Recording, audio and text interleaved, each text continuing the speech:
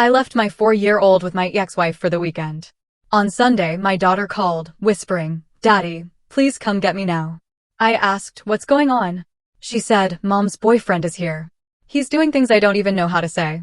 I started driving 90 miles per hour. When I kicked in the door, what I saw made me call 911 right away.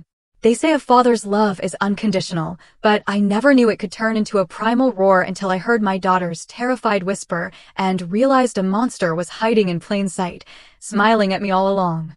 This isn't just a story about justice. It's about what happens when you're forced to choose between playing by the rules and saving the one person who means everything to you. I'm Reed Durham, 34, an investigative filmmaker.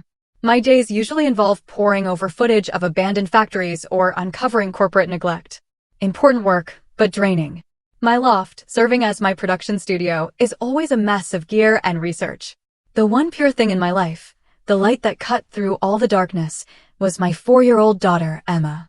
Her gap-toothed grin, especially in her tiny pink tutu from her dance recital, was my world.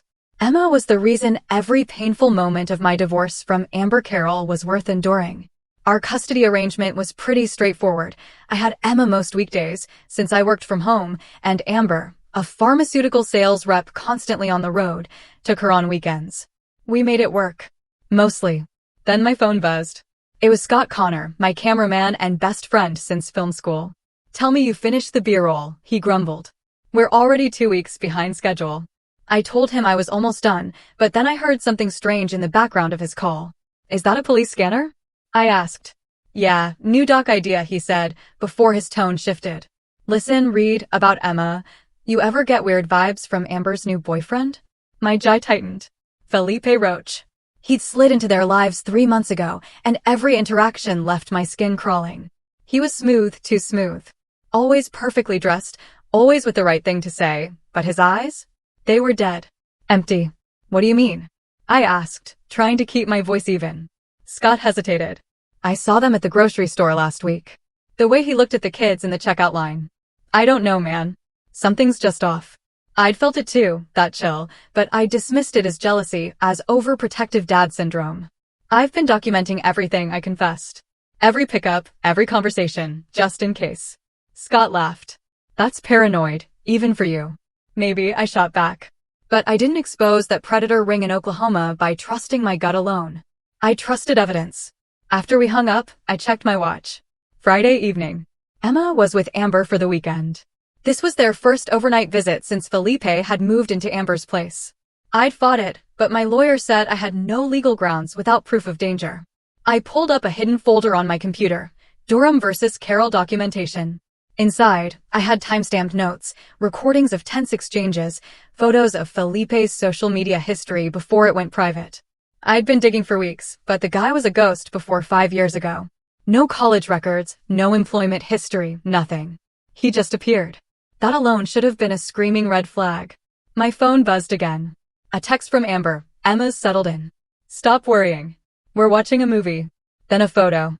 Emma was on the couch, but something was terribly wrong. Her smile didn't reach her eyes.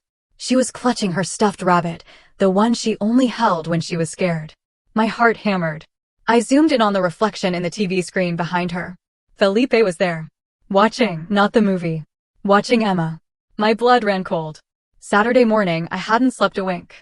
I'd spent the night replaying every interaction Emma had mentioned, every tiny hesitation when I'd asked about Mr. Felipe. There were signs, dismissible individually, but together they formed a picture I'd been too afraid to see. "Daddy, Mr. Felipe says weird things," she'd said casually 2 weeks ago. Like, he says I'm special, that I'm different from other kids. He wants to take pictures of me. I'd confronted Amber immediately, but she'd just laughed it off. "He's a photographer, Reed. He takes pictures of everyone. You're being paranoid." But I'd checked. Felipe wasn't a photographer. He claimed import-export, which meant nothing and everything. Saturday dragged. I tried to work, but my mind was a fog of dread. I called Amber twice. Both went to voicemail. I texted. No response. By evening, anxiety morphed into something sharper, something desperate. I drove the long drive to Amber's townhouse. Her car was there, lights on. Everything looked normal. But it wasn't. I sat in my truck across the street for an hour, watching. Around 9 p.m., Felipe's black Escalade pulled into the driveway. I watched him enter, carrying groceries and a bottle of wine. Through the front window, I saw Amber greeting him, laughing, touching his arm. Then, Emma appeared briefly in her upstairs bedroom window. She pressed her small hand against the glass, and even from that distance, I could see her looking directly at my truck. She knew I was there. Watching. Protecting. I drove home, forcing myself to trust a system I'd always questioned in my films. Sunday morning, 7:04 a.m. My phone buzzed insistently.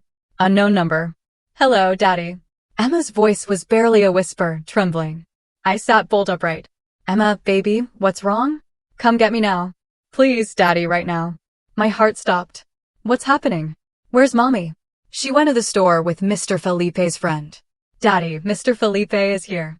He's doing things I can't even explain. Her voice broke into a sob. Emma, listen to me. I'm coming right now. Lock your bedroom door. Can you do that? It doesn't have a lock. Then push something against it. Your toy chest. Anything.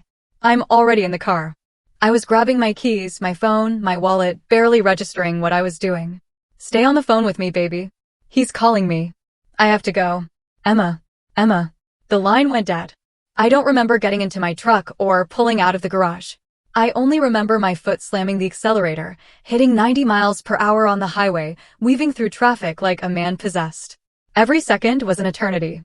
Every red light I ran felt justified. My phone was on speaker. Call 911.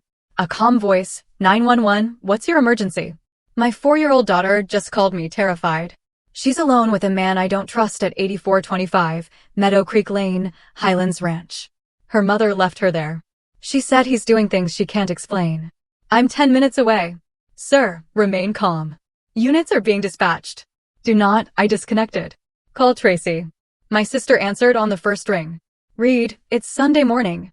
Emma called me. Something's happening. I'm almost there. I need you to call my lawyer now and call Scott. Tell him to meet me at Amber's with his camera. Everything needs to be documented. Oh my God, Reed, what? Just do it. I took the exit, tires screaming. 3 more miles. 2. 1. I wasn't just a father racing to save his daughter. I was an investigator who'd spent a decade learning how predators operated, how they hid, how they manipulated systems designed to protect children. I'd interviewed survivors, exposed networks, destroyed carefully constructed lies. But this was different. This was Emma. I pulled onto Meadow Creek Lane, my truck mounting the curb in front of Amber's townhouse. The front door was locked. I didn't hesitate. I'd played football in college, maintained my build. My shoulder hit the door twice before the frame splintered. Emma. The living room was empty. Too normal. Kids' toys scattered, but arranged. Staged. I took the stairs 3 at a time. Emma. Her bedroom door was closed. I threw it open. Emma was sitting on her bed in her pajamas, clutching her rabbit, tears streaming down her face. Alone. Physically unharmed. But her eyes, God. Her eyes held a terror no 4-year-old should know. Daddy. She launched herself into my arms. I held her, my hands shaking as I checked her over. Are you hurt? Did he touch you? He made me. He wanted me to. She couldn't finish, sobbing into my shoulder. I heard movement downstairs. My protective instinct transformed into something primal. I set Emma gently on the bed. Stay here, Daddy. Don't.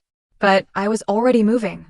I descended the stairs to find Felipe Roach in the kitchen, calmly pouring coffee, still in a bathrobe. He looked up with that same empty smile. Amber didn't mention you were stopping by. My fist clenched. Every documentary I'd made about justice, about doing things the right way, about exposing truth through evidence, it all evaporated in the face of this man's audacity. What did you do to my daughter? I don't know what you're talking about. Emma and I were just hanging out while Amber ran errands. His voice was casual. Practiced. Kids have active imaginations. She probably had a nightmare. You know how kids are. I stepped forward and Felipe's mask slipped for just a second, revealing something cold and calculating underneath. This wasn't panic. He was assessing, planning his next move. You should leave before Amber gets back, he said. This is her weekend. The sound of sirens cut through the air. Felipe's expression hardened. You called the cops? What? I'm telling you, nothing happened. 2 police cars pulled up outside. Officers Davis Miller and Nina Avery entered through the broken door, hands on their weapons. Hands where we can see them, Miller commanded. I raised my hands. My daughter's upstairs. She called me scared. This man, I pointed at Felipe, was alone with her. Officer Avery went upstairs while Miller kept us separated. I could hear Emma's sobs, Avery's gentle voice coaxing information. Felipe remained calm, almost amused. This is a misunderstanding, officer. I'm the boyfriend of the child's mother. We were simply save it, Miller interrupted, his expression dark. He'd been a cop for 15 years. He knew predator behavior when he saw it. Avery came down the stairs, her face pale, but professional. She whispered something to Miller, and his jaw clenched. Mr. Roach, we're going to need you to come down to the station for questioning. On what grounds? On the grounds that a 4-year-old just gave a very specific statement about inappropriate behavior. You have the right to remain silent. As Miller cuffed Felipe, the man's eyes locked onto mine. No fear, no shame, just cold calculation and something else. A promise. This wasn't over. Amber's car screeched into the driveway. She jumped out. Another man, lanky, nervous-looking, followed behind her. What the hell is going on? Amber screamed. I turned to face my ex-wife, holding Emma protectively. Your boyfriend was alone with Emma. She called me terrified. What were you thinking, leaving her alone with him? I was gone for 20 minutes. Felipe's harmless. Harmless. My voice was ice. Our daughter is traumatized, Amber. Whatever you think you know about this man, you're wrong. Officer Avery intervened. Ma'am, we'll need to speak with you as well. Your daughter has made some serious allegations. As they loaded Felipe into the patrol car, he smiled at me through the window. Not a nervous smile, a confident one. That's when I realized Felipe thought he'd get away with this. He'd done this before. The fake identity, the careful grooming, the manipulation. This was a pattern, and the justice system might not be enough to stop him. The children's hospital interview room smelled like industrial cleaner and fear. I sat behind one-way glass, watching Emma talk to Dr. Sarah Chun, a kind-faced forensic interviewer specializing in child trauma. Scott arrived quickly, his camera discreetly documenting everything from the hallway. We couldn't film Emma directly, but we could document the process, the timeline, the response. Tracy, my sister, sat beside me, her hand gripping my arm. She's so brave, she whispered. On the monitor, Emma clutched her rabbit and spoke in a small voice about the game. Mr. Felipe played the touching game, the secret game, the camera game. My stomach twisted. Camera game.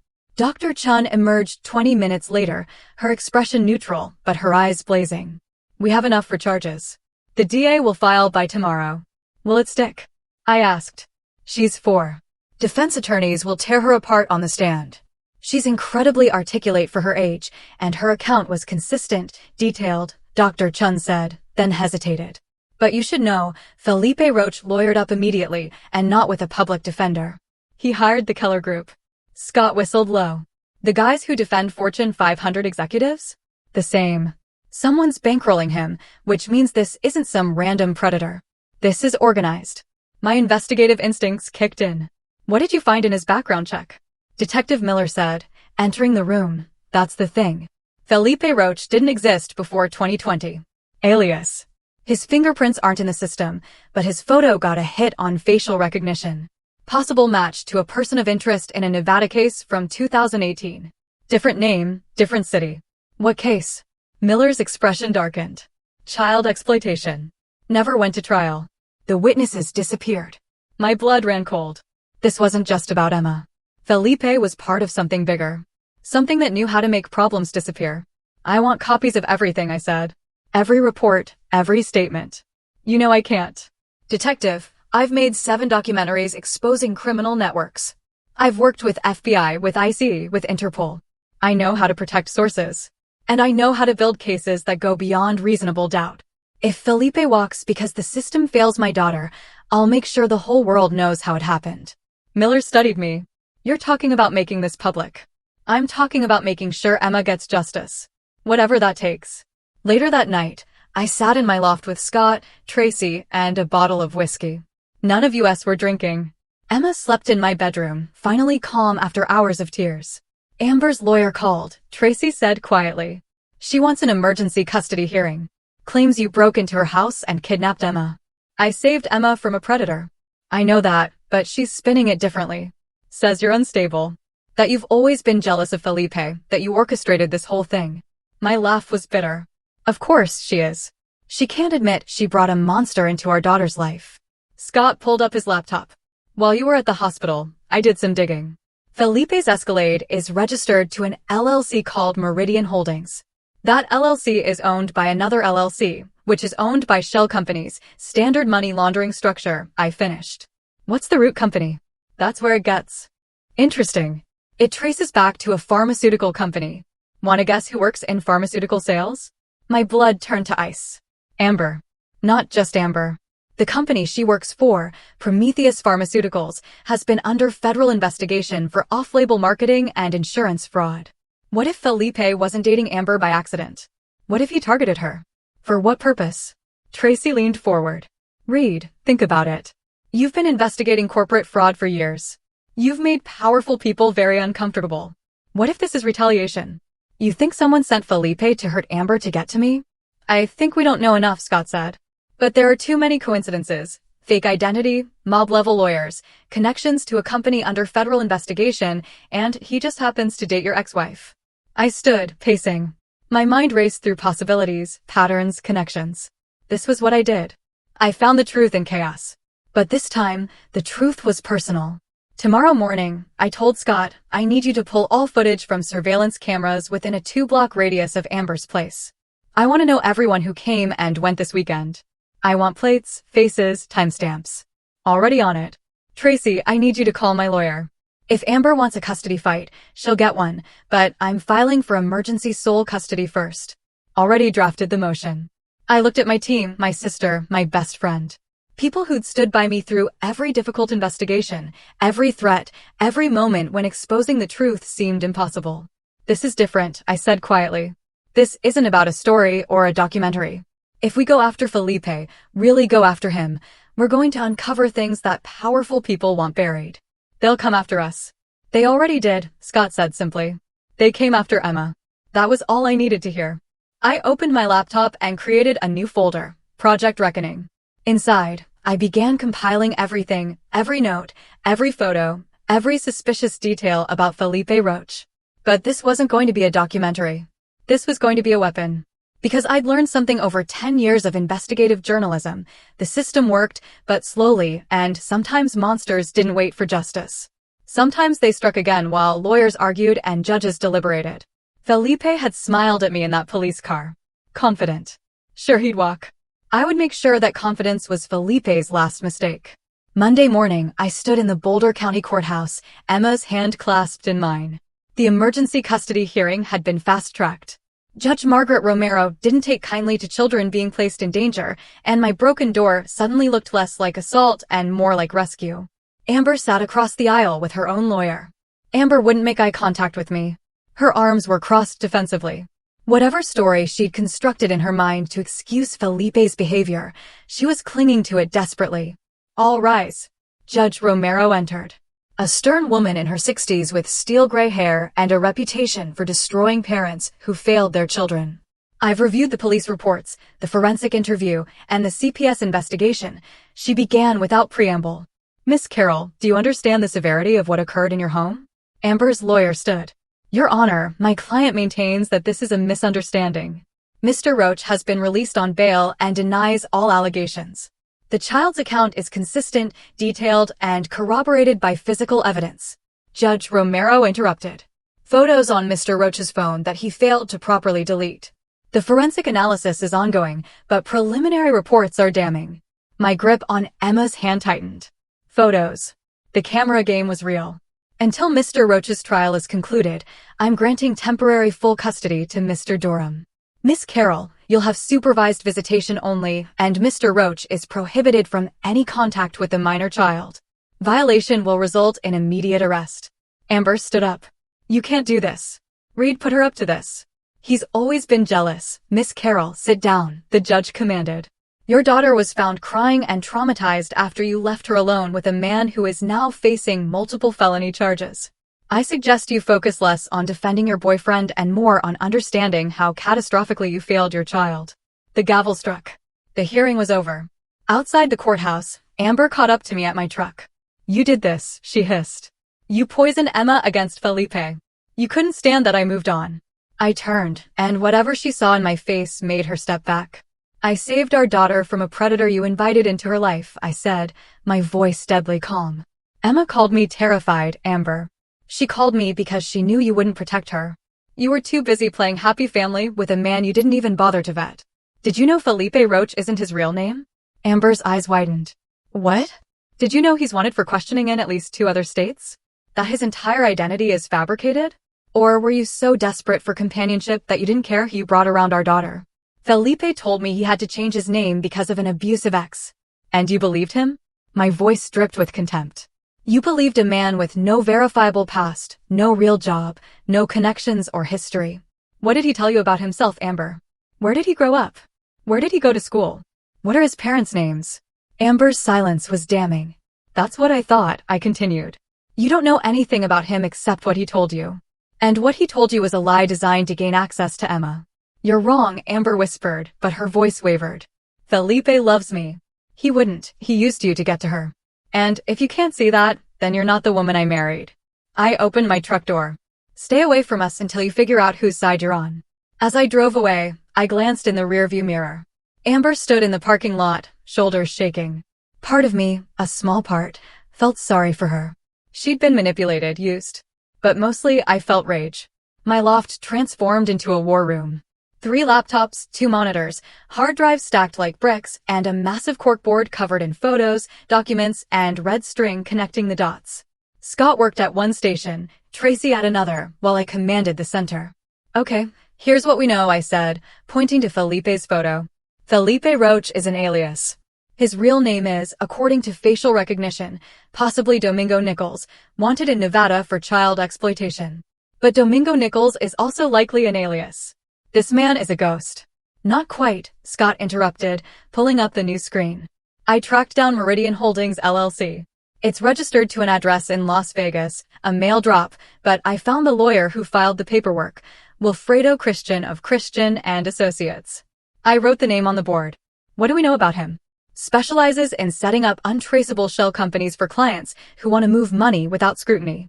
His client list reads like a who's who of organized crime, corrupt politicians, and, Scott paused for effect, pharmaceutical executives under investigation. Prometheus. Pharmaceuticals, Tracy added. Amber's company. I pulled their SEC filings. Last year, they paid out $17 million in federal fines for fraudulent marketing practices. 3 executives are currently under indictment. Guess who their defense attorney is? The Keller Group, I finished. The same firm defending Felipe. The connections were forming.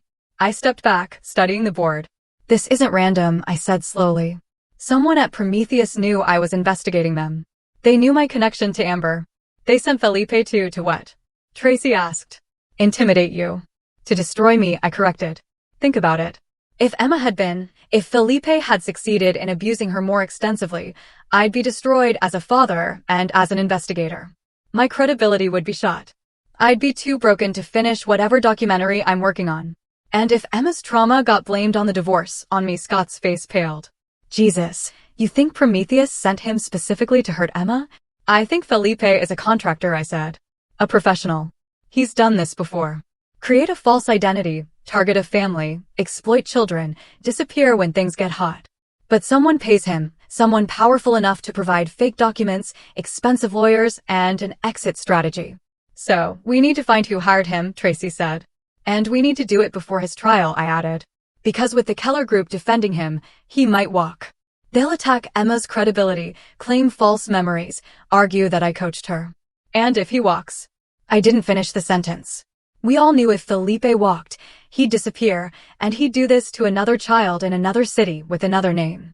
I pulled up my encrypted communication channel, a secure network I built for my investigative work. I typed a message to Benny Cross, a federal investigator who specialized in organized crime. Need intel on a cleaner named Felipe Roach/Domingo Nichols, possibly connected to Prometheus Pharmaceuticals. How deep does this go? The response came within minutes. Meet me. Usual place. 1 hour. Come alone. I grabbed my jacket. I'm meeting a source. Keep digging into Prometheus's executive structure. I want to know every name, every connection. Read, Tracy stood. If this is as organized as you think, these people are dangerous. They've already gone after Emma. What's to stop them from nothing? I interrupted. which is why we move fast and we stay ahead of them. I met Benny Cross in a parking garage downtown, the kind of location that screamed paranoid informant but was actually just practical. No cameras, no witnesses. Benny was in his late 50s, weathered and cynical from decades of chasing criminals who were always 2 steps ahead. He lit a cigarette despite the no smoking signs. Felipe Roche, he said without preamble. Also known as Domingo Nichols, also known as Fidel Lane, also known as God knows how many other names. You stumbled onto something nasty, Reed. He's part of a network. Not the kind you're thinking.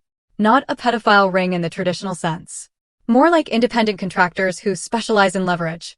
They target people in specific ways, gather compromising material, then use it for blackmail or manipulation.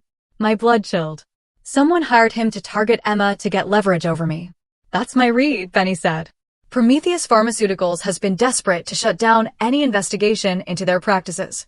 3 of their executives are facing federal charges, and they know more whistleblowers are coming.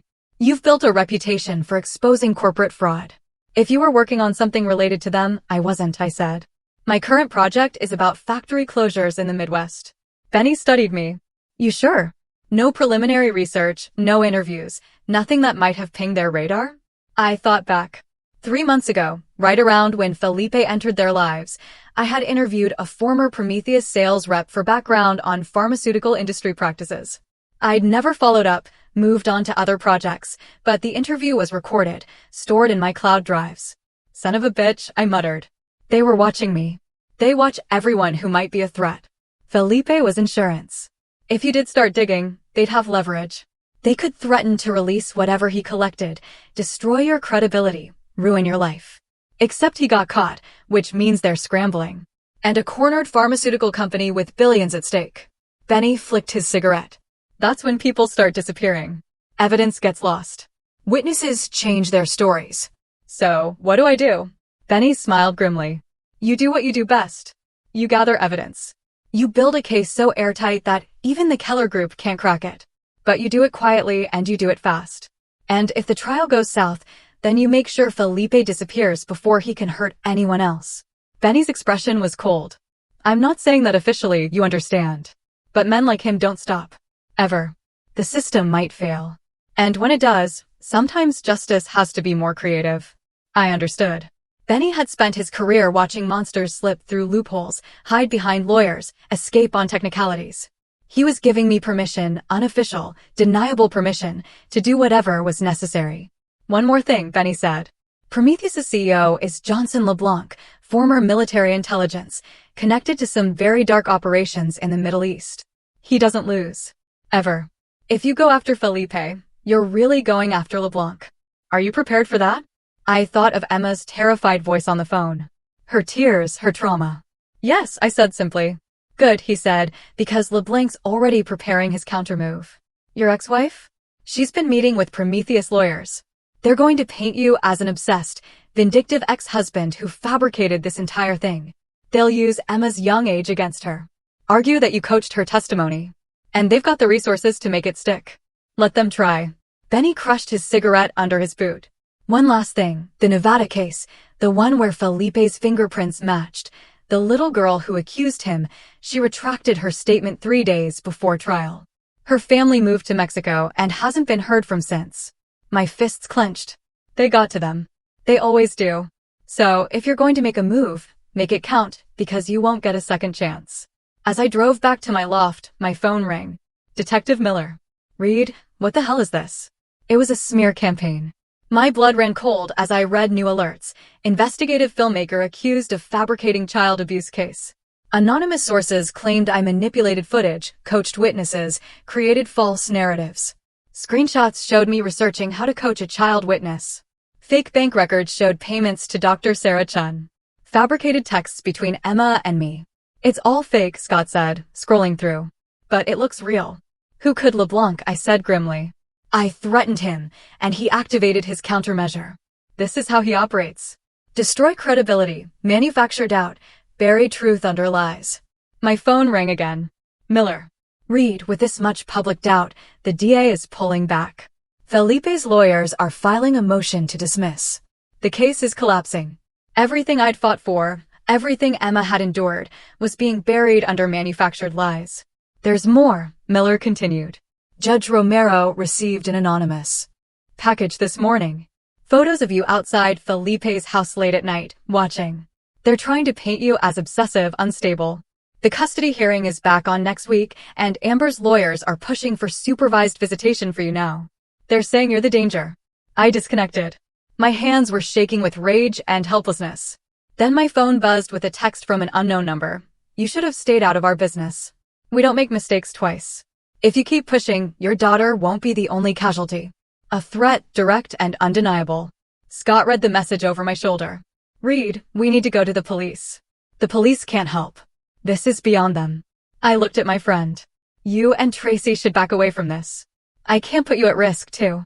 Screw that, Scott said firmly. We started this together. We finish it together. I nodded, emotion choking my throat. Then I made a decision. If LeBlanc wanted to play dirty, I would show him what dirty really meant. I pulled up my encrypted files and began compiling evidence, not for court, but for destruction. The war had escalated, and I was done playing defense. I spent the next 72 hours barely sleeping, living on coffee and cold fury. While the media tore my reputation apart, while former colleagues distanced themselves, while the justice system prepared to fail Emma, I built something else entirely. Not a documentary, not evidence for court, but a weapon. In my war room, 3 screens ran simultaneously. Screen 1 tracked Felipe Roche's movements via a GPS tracker Scott had placed on his Escalade during a midnight operation. Don't ask me how I got close enough, Scott had said grimly. Screen 2 monitored Johnson LeBlanc's communications. I'd called in every favor I had with Benny Cross to get a federal wiretap authorization. Screen 3 displayed the darkest research I'd ever compiled. Other children, other families, destroyed by men who matched Felipe's description, men who vanished before charges could stick. But I had something the other families didn't. A decade of investigative experience and 0 remaining faith in the system. This is it, I said to Scott and Tracy, who sat exhausted in my loft. Felipe's pattern. He targets single mothers in professional positions, especially ones with ex-husbands he can frame or marginalize.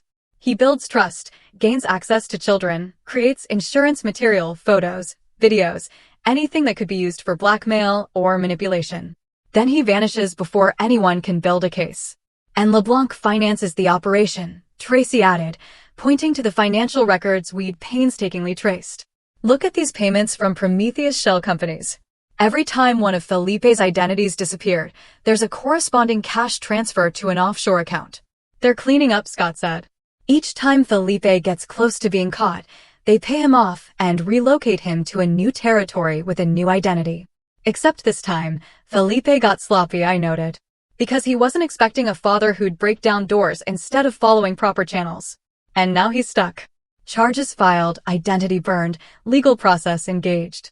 He can't just vanish. So, what's his play? Tracy asked. Trial. Beat the charges using the Keller Group's reputation and manufactured doubt, then disappear afterward into whatever new identity LeBlanc provides. I pulled up a new document, my masterpiece, a comprehensive dossier connecting Felipe to LeBlanc, to Prometheus, to a network of similar operations across the country. But more importantly, a detailed plan for making sure none of them walked away. The trial starts Monday, I said. Judge Romero denied the motion to suppress Emma's testimony, but with all the media attention and doubt, the jury's going to be compromised. We need to assume Felipe walks. So, what do we do? Scott asked. I smiled, but there was no warmth in it. We make sure walking free is the last thing he wants to do. I outlined my plan. It was illegal. It was dangerous. It would destroy any remaining credibility I had if it went wrong. But it was also perfectly calibrated to exploit Felipe and LeBlanc's own methods against them. You want to blackmail them? Tracy said slowly. Using the same tactics they used. I want to make them choose between justice and survival, I corrected. If the legal system won't protect Emma, then I'll create a situation where they protect themselves by confessing. That's insane, Scott said, but he was smiling. I'm in.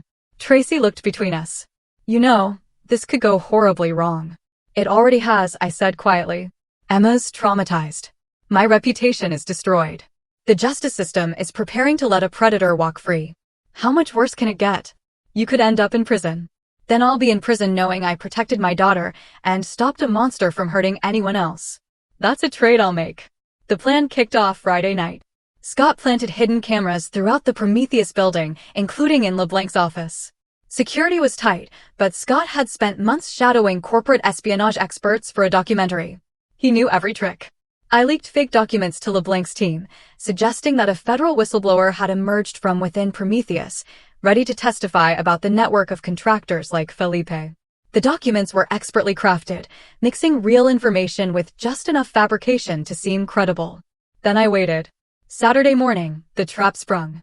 LeBlanc called an emergency meeting with his lawyers and, crucially, with Felipe. I watched via the hidden camera feed as the three men argued in LeBlanc's office. I don't care what it costs. LeBlanc snarled.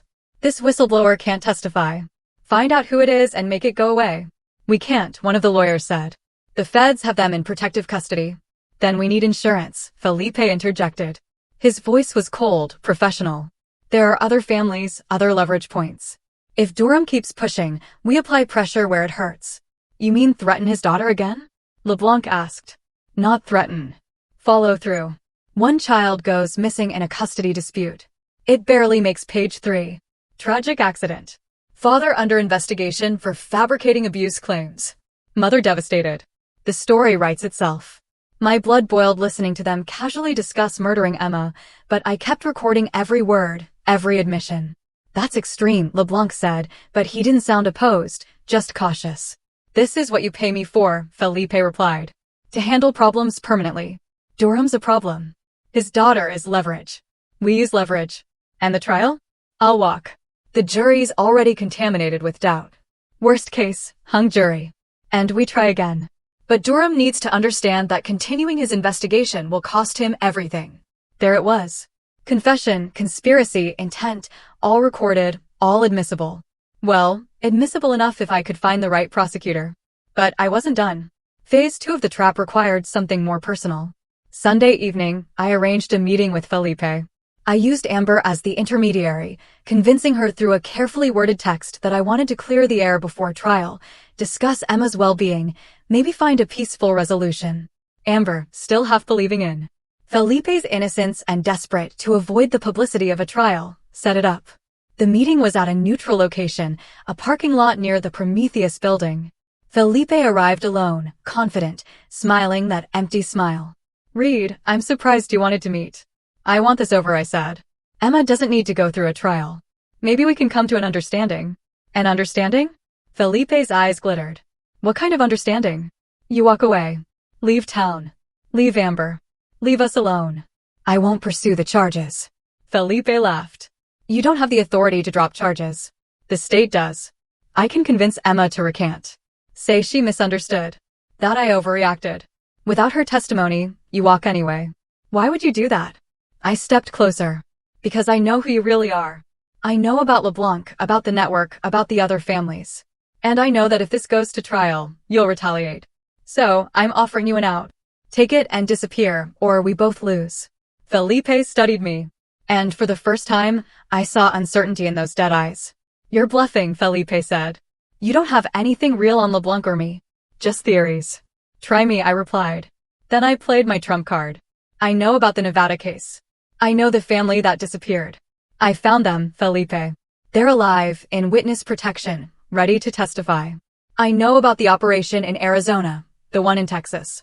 I have 5 families, 5 children, 5 sets of parents willing to testify that you're a serial predator who's been protected by Prometheus money. That was a lie. I hadn't found the families yet. But Felipe didn't know that. Even if that were true, Felipe said slowly, it would take years to prosecute, and you'd have to survive that long. Is that a threat? It's a reality. You've already been framed as an obsessive, unstable father. One more tragedy, and Emma ends up as just another statistic. Felipe leaned in, dropping all pretense. You can't win this, Reed. The system is bought and paid for. The lawyers, the judges, the media. We control all of it. You're just one man trying to fight a machine, and machines crush people. I smiled. You're probably right. But here's the thing about machines. They're predictable. And I've spent 10 years learning how to break them. I pulled out my phone and played the audio from Saturday's meeting. LeBlanc's voice, Felipe's voice, discussing murdering Emma. Felipe's expression changed, not panic, but calculation. That's inadmissible. You recorded it illegally. True, but I'm not giving it to a court. I'm giving it to the media. By tomorrow morning, every news outlet will have this audio. Your face will be everywhere, your real face connected to every identity you've ever used.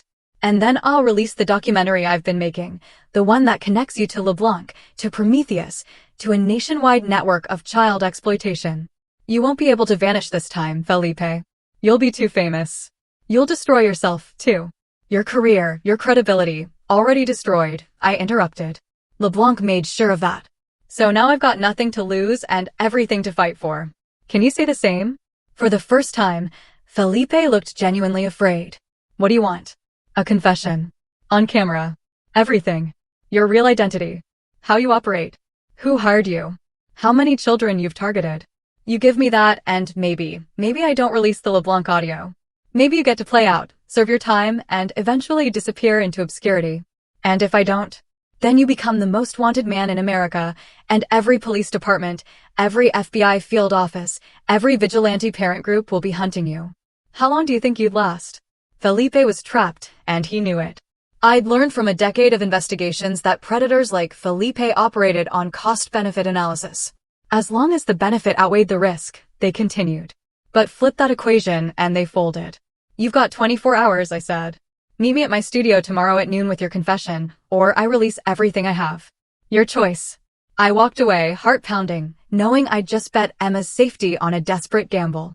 Monday morning, the day the trial was supposed to start, I sat in my studio with every camera I owned trained on a single chair. Scott monitored the equipment while Tracy sat with Emma in a safe house 3 states away. I wasn't taking any chances. Detective Miller stood in the corner, arms crossed. This is insane. Even if he shows up, even if he confesses, a coerced confession is inadmissible. I'm not coercing him, I replied. I'm offering him a choice. Then the door opened. Felipe walked in. He looked different, disheveled, scared, human for the first time since I'd met him. The cameras stay off, he said immediately. No deal. You confess on camera, or I release the LeBlanc audio to CNN in 5 minutes. Felipe's jaw clenched.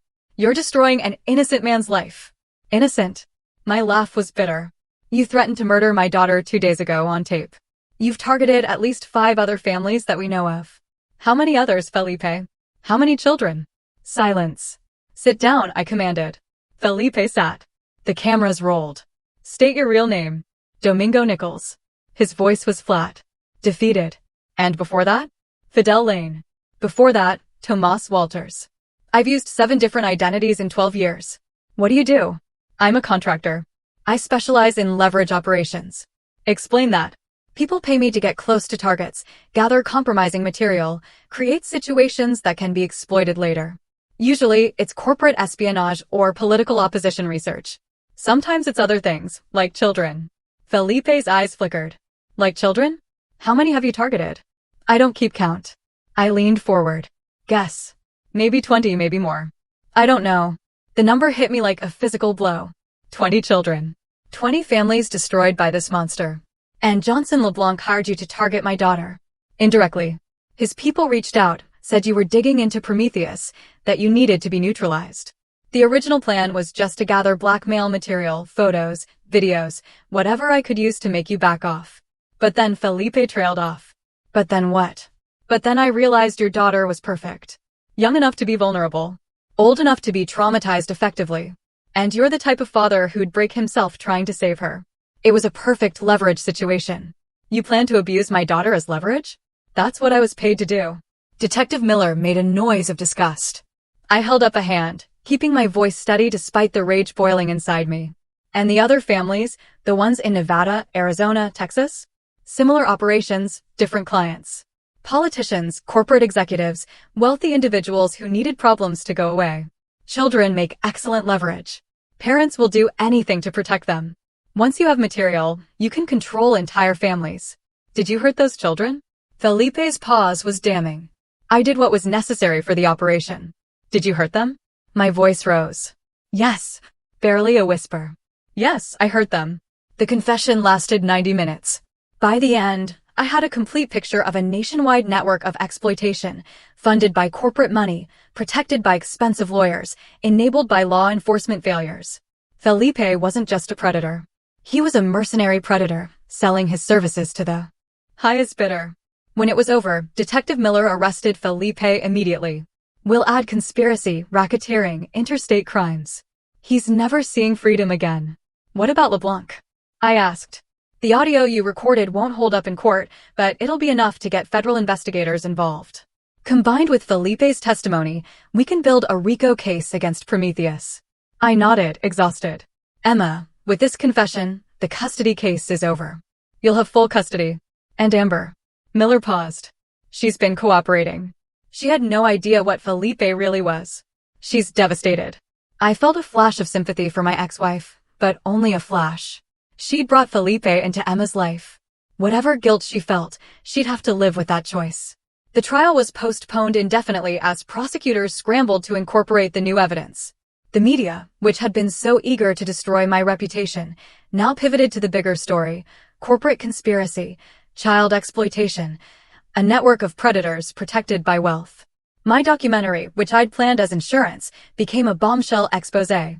I released it not through traditional channels, but directly online, free for everyone to watch.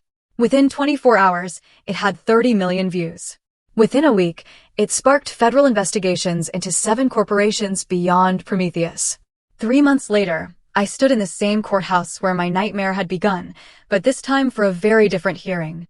Judge Romero presided over the sentencing. Felipe Roach, Domingo Nichols, Fidel Lane sat shackled at the defense table. His expensive lawyers were gone. The Keller Group had dropped him the moment his confession went public. Mr. Nichols, Judge Romero began, her voice sharp as a blade. I have presided over family court for 23 years. I have seen some of the worst human behavior imaginable. But what you did, systematically targeting children as tools for corporate warfare, is perhaps the most calculated evil I have encountered. Felipe said nothing. You will serve 15 consecutive life sentences with no possibility of parole. You will be placed in a facility where you will have ample time to contemplate the lives you destroyed. May God have more mercy on you than you showed those children. The gavel fell. Felipe was led away, finally stripped of all pretense and power. But I didn't feel heroic. I felt tired. Outside, the press swarmed. Mr. Durham, how does it feel to get justice for Emma? Do you think Johnson LeBlanc will face charges? What's next for you? I held up a hand. I'm not a hero. I'm just a father who did what any parent would do. The real heroes are the investigators who built the federal case, the prosecutors who saw it through, and most importantly, the survivors, including my daughter, who had the courage to speak their truth. I delivered a statement, carefully crafted with Benny Cross and the FBI to avoid compromising ongoing investigations. Johnson LeBlanc has been arrested on multiple counts of conspiracy and racketeering. Prometheus Pharmaceuticals is under federal investigation, and several executives have already pleaded guilty. The network Felipe was part of is being dismantled piece by piece. We've identified 14 other victims across 6 states, and we're working to connect them with resources and support. What about your daughter? How is Emma? My expression softened. Emma is in therapy. She's healing. It'll take time, but she's strong. Stronger than I ever imagined. And she's safe now. That's what matters most. Will you make more documentaries? Yes, but I'm taking some time off first. Emma and I are going to Disney World. I smiled. She wants to meet all the princesses, and after everything she's been through, she deserves every magical moment I can give her. The press conference ended. I drove to Tracy's house where Emma was staying. My sister met me at the door. She's been asking for you all day, Tracy said, hugging me tightly. You did good, Reed. You saved her.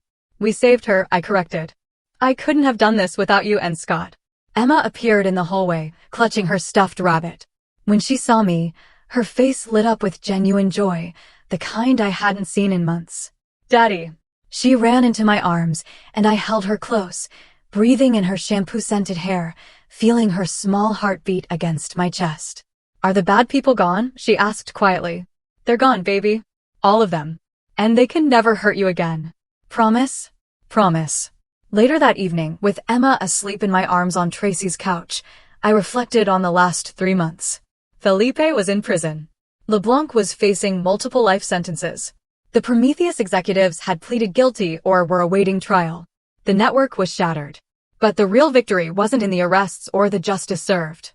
It was in the small moments, Emma laughing at cartoons, sleeping peacefully, slowly regaining the innocence that had been stolen from her. Scott arrived with takeout, and the three of us ate in comfortable silence while Emma slept. "You know you're famous now, right?" Scott said, scrolling through social media. "People are calling you everything from Dad of the Year to corporate vigilante. There's even talk of a movie." "God, I hope not," I groaned. "The last thing I want is Hollywood glamorizing this nightmare." "At least Amber's doing better," Tracy offered. "She called me yesterday. She's in therapy, too, working through everything. She wants to rebuild a relationship with Emma slowly." I nodded. "I'm not standing in her way. Emma needs her mother, the real version, not the one who is so desperate for companionship she missed the danger. If Amber can get there, I'll support it." "That's big of you." "It's not about me or Amber. It's about what's best for Emma. Your documentary sparked the biggest white-collar crime investigation in decades." I replied simply, "Just wanted to protect my daughter. Everything else was collateral damage."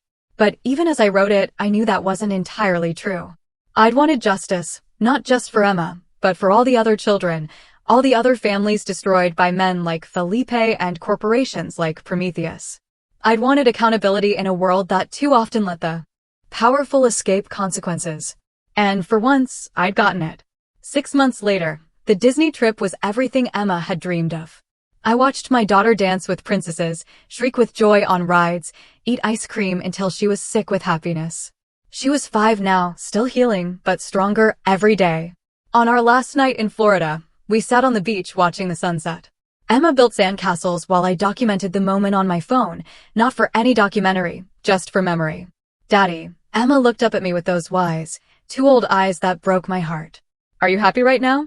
"I'm the happiest I've ever been, sweetheart." "Me too." She returned to her castle.